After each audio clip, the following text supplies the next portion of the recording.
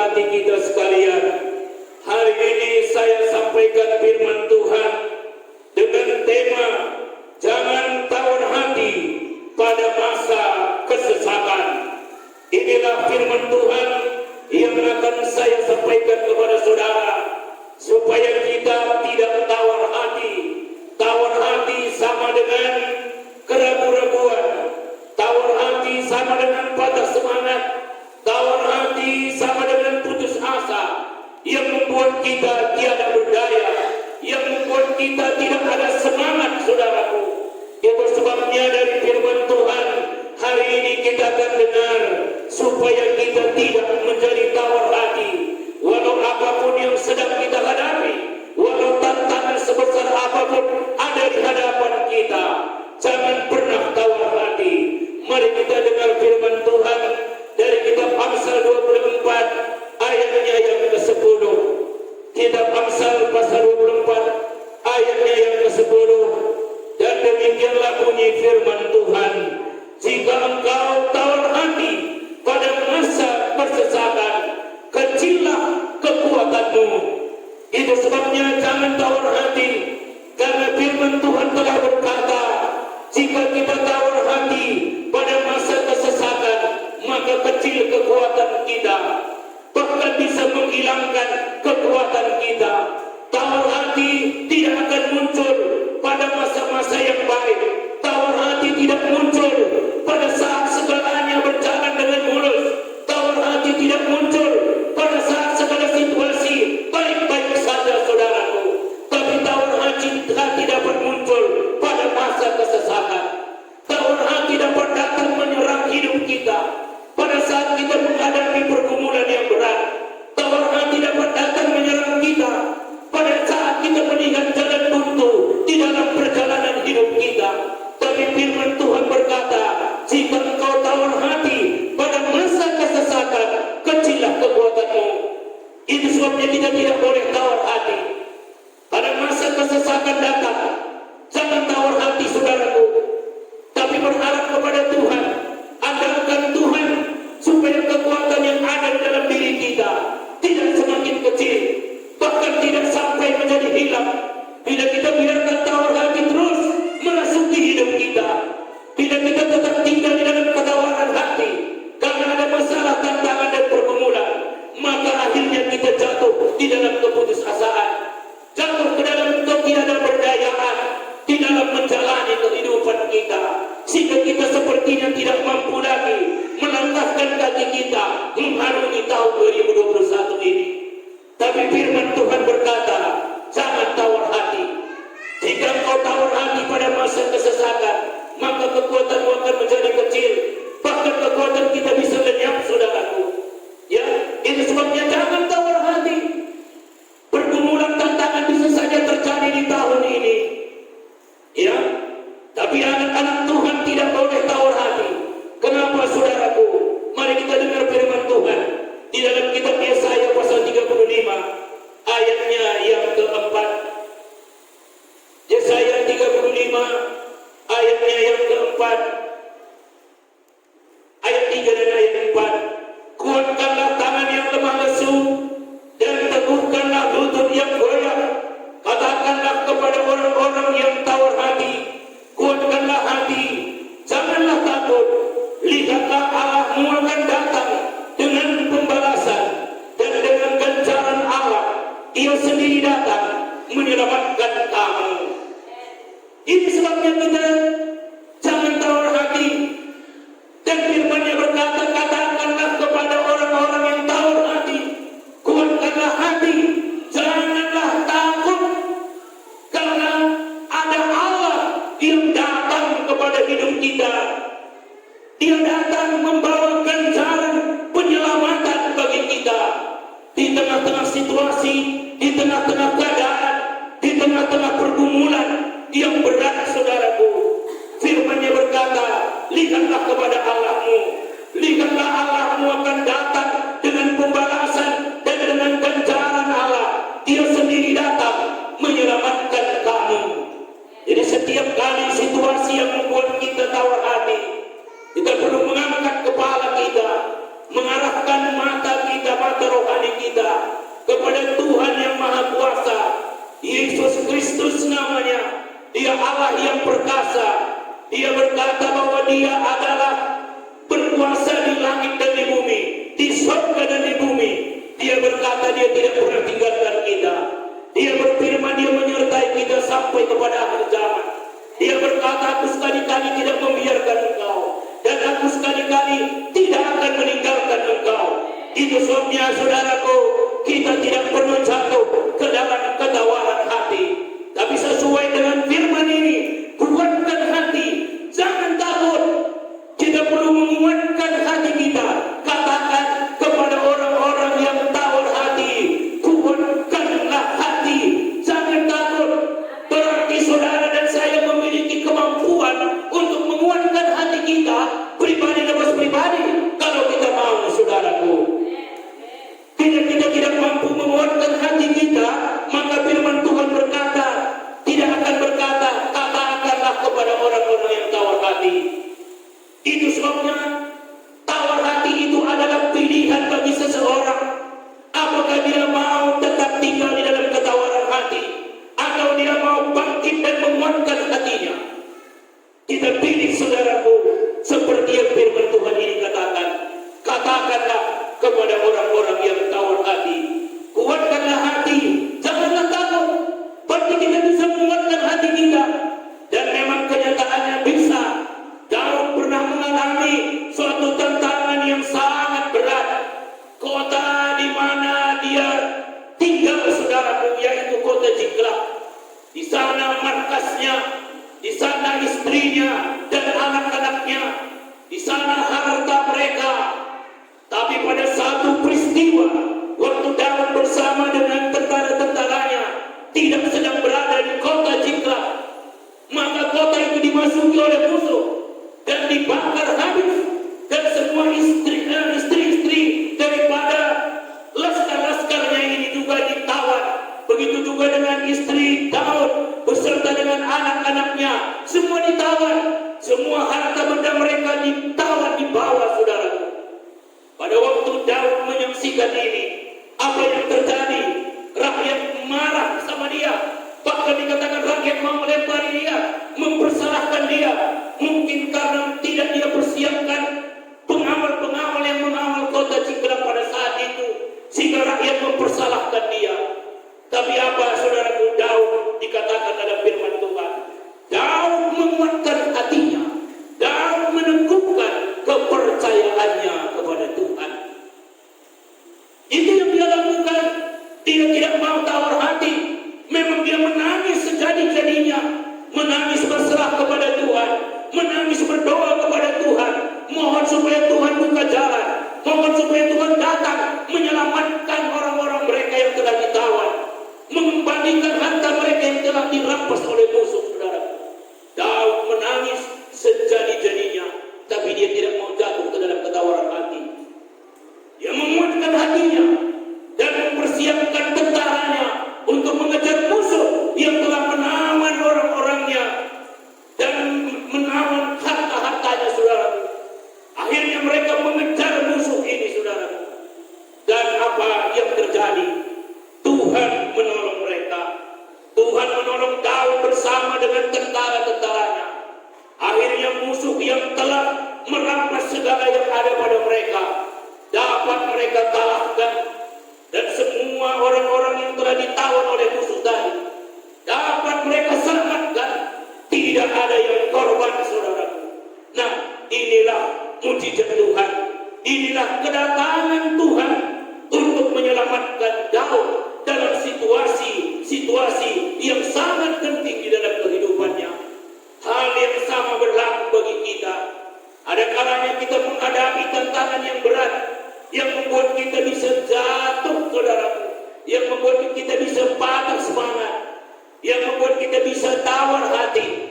Tapi dengar firman Tuhan ini berkata, katakanlah kepada orang-orang yang tawar hati, ya, kuatkanlah hati, janganlah takut. Lihatlah Allahmu akan datang dengan pembalasan dan dengan ganjaran Allah. Ia sendiri datang menyelamatkan kamu. Jadi ada Tuhan yang menyelamatkan kita. Itu sebabnya jangan biarkan hati kita menjadi tawar. Walau tantangan seberat apapun yang kita hadapi, pasti ada jalan keluar, pasti ada pertolongan dari Tuhan. Karena Tuhan yang kita sembah adalah Tuhan yang sangat baik. Dia sangat mempedulikan kita dalam segala keadaan, dalam segala situasi. Dia yang pegang kendali, saudara. Percayakan hidup kita di dalam tangannya. Apapun tantangan pergumulan kita, percaya bahwa Dia datang menyelamatkan kita. Dia datang menolong kita. Dia datang menyatakan mujizat dan pertolongannya di tengah-tengah situasi yang membuat kita menjadi tawar hati. Jangan biarkan ketawaran hati merasuki kehidupan kita. Yang kedua, kita lihat, saudaraku, kenapa kita tidak boleh tawar hati? Mari kita lihat di dalam kitab Yosua pasal 1 ayat 9.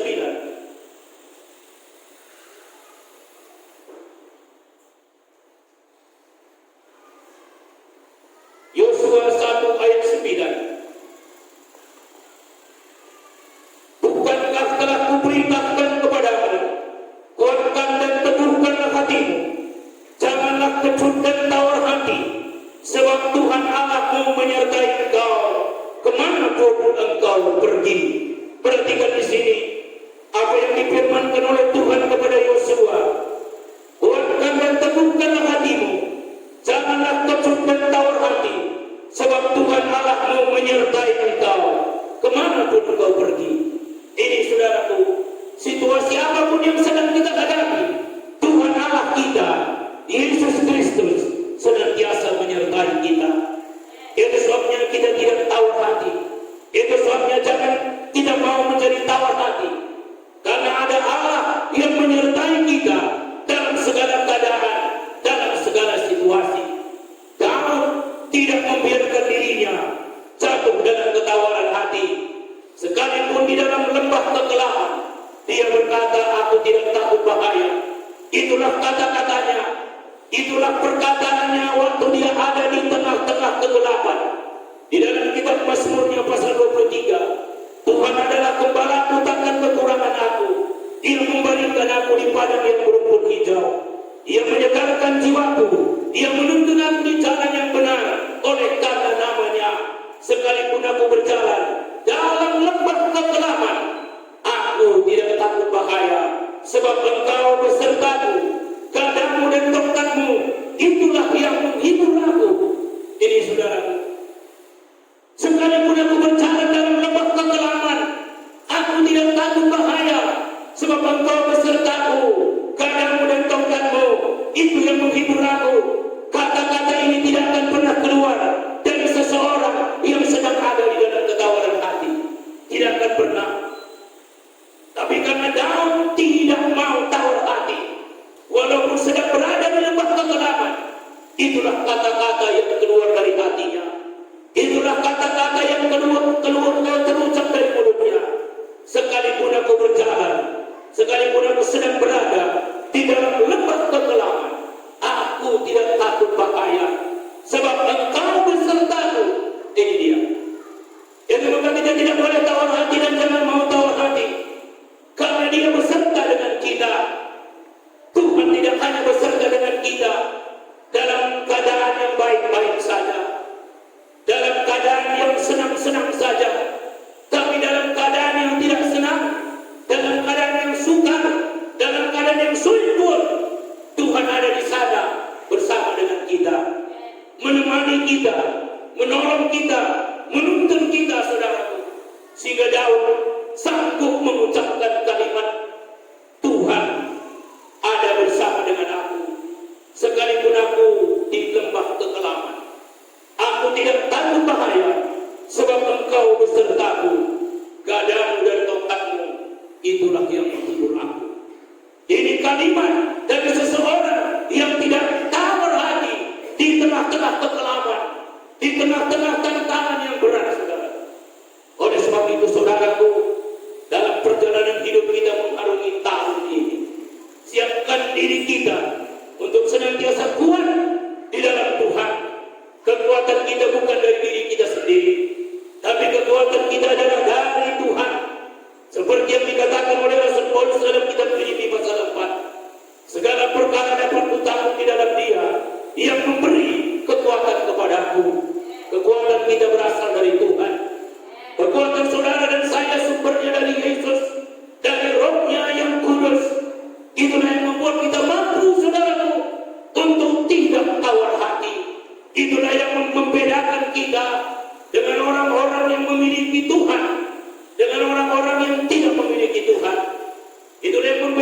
dengan kita yang mengandalkan Tuhan dengan orang-orang yang tidak mengandalkan Tuhan. Andalkan Yesus dalam hidup kita. Firman-Nya berkata, diberkati orang yang mengandalkan Tuhan. Dan orang yang mengandalkan Tuhan tidak pernah dipermalukan, tidak pernah dikecewakan, saudaraku. Mari sepenuhnya kita andalkan Tuhan. Sepanjang perjalanan hidup kita mengarungi tahun 2021 ini, ada mungkin tantangan, ada mungkin pergumulan, tapi ketahuilah dan yakinlah dan percayalah, Yesus ada berjalan bersama dengan kita. Firman-Nya berkata, Dia menetapkan langkah-langkah orang yang berkenan kepadanya. Percaya saudara dan saya adalah orang yang telah diperkenankannya, karena kita telah dibenarkan, diperkenankan melalui korban Yesus di kayu salib. Oleh sebab itu, jangan tawar hati, seperti yang dikatakan dalam kitab Amsal ini tadi. Jika kau tawar hati pada masa kesesakan, kecillah kekuatanmu. Kesesakan mungkin saja terjadi, mungkin saja datang, secara tidak kita bisa prediksi, secara tidak bisa kita duga-duga. Kesesakan bisa timbul, tantangan bisa datang, pergumulan bisa muncul, saudaraku. Tapi ketahuilah, Tuhan tetap ada bersama dengan kita. Dia pasti memberi pertolongan, Dia pasti mengulurkan tangannya, sama seperti Dia ulurkan tangannya kepada Petrus waktu Petrus tenggelam di tengah-tengah badai laut. Waktu dia diterpa oleh badai, Dia berkata, Yesus tolong. Yesus langsung ulurkan tangannya, lalu mengangkat Petrus dari tengah-tengah badai itu, saudara.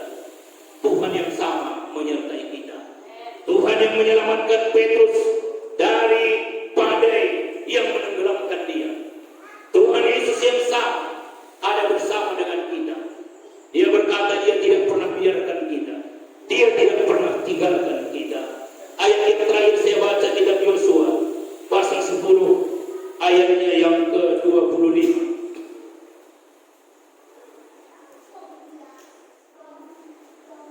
Lalu berkatalah Yosua kepada mereka, janganlah takut dan janganlah tawar hati, kuatkan dan teguhkanlah hatimu, sebab secara itulah akan dilakukan Tuhan kepada semua musuhmu yang kamu perangi. Nah, saat orang Israel menghadapi musuh-musuhnya, banyak orang Israel ini takut. Mereka mungkin khawatir apa yang akan terjadi. Tapi sesuai dengan firman Tuhan kepada Yosua, itu jugalah yang disampaikan oleh Yosua kepada orang-orang Israel. Jangan takut dan janganlah tawar hati, kuatkan dan teguhkanlah hatimu. Itu saudara. Jadi kita bisa menguatkan hati kita, kita bisa meneguhkan hati kita dengan apa? Dengan kekuatan Tuhan yang ada pada kita. Kekuatan Tuhan itu Dia sudah beri dalam diri kita. Ya. Itu maka Dia katakan, kuatkan dan teguhkanlah hatimu. Tapi kita harus merespon kekuatan Tuhan yang ada pada diri kita untuk membangkitkan semangat kita. Karena di dalam diri kita terdiri dari jiwa dan roh dan tubuh kita, saudara. Kekuatan Tuhan ada di dalam roh kita. Kekuatan Tuhan ada di dalam roh kita. Tapi kita manusia masih lebih cenderung kepada kejiwaan kita, kepada apa yang kelihatan dengan mata jasmani kita. Karena kita masih hidup di alam yang batin ini. Kita belum hidup di alam roh, walaupun kita memiliki roh, saudara. Ya, kita memiliki roh. Manusia terdiri dari 3 unsur: roh, jiwa, dan tubuh. Tetapi kita belum hidup di alam roh. Surga itu adalah alam roh. Ya, surga adalah alamnya roh. Makanya kalau kita mati, kita meninggal dunia, roh dan jiwa kita meninggalkan tubuh kita, dan kita pergi ke alam roh. Alam roh itu nyata, saudara. Nyata. Lebih nyata daripada alam fisik ini. Ya, itu dia. Tapi karena kita masih tinggal di alam yang fisik ini, alam jasmani ini, kita masih cenderung kepada hal-hal jasmani. Dan kekuatan Tuhan ada di dalam roh kita. Itu sebabnya kuatkan, teguhkanlah hatimu. berkomitmen menguatkan hati kita dan kita tidak mau tawar hati, maka kekuatan Tuhan yang terletak di dalam roh kita akan mengalir kepada jiwa kita, mengalir kepada pikiran kita, sehingga kita menjadi kuat. Kenapa orang jatuh ke dalam ketawaran hati? Karena pikirannya panik, hatinya galau, hatinya gundah gulana. Itulah jiwanya gundah gulana. Tapi pada saat seseorang mengerti bahwa kekuatan Tuhan ada dalam rohnya, dia dapat menarik dengan pikirannya, dengan imannya, dengan perkataannya, kekuatan Tuhan yang Tuhan letakkan di dalam rohnya. Itu maka firman Tuhan berkata, kuatkan dan teguhkan hati. Ya, kuatkan dan teguhkan hati. Karena kekuatan Tuhan dia telah letakkan di dalam roh kita. Oleh sebab itu ingat saudaraku, jangan pernah tawar hati. Sekalipun ada tantangan pergumulan yang kita hadapi,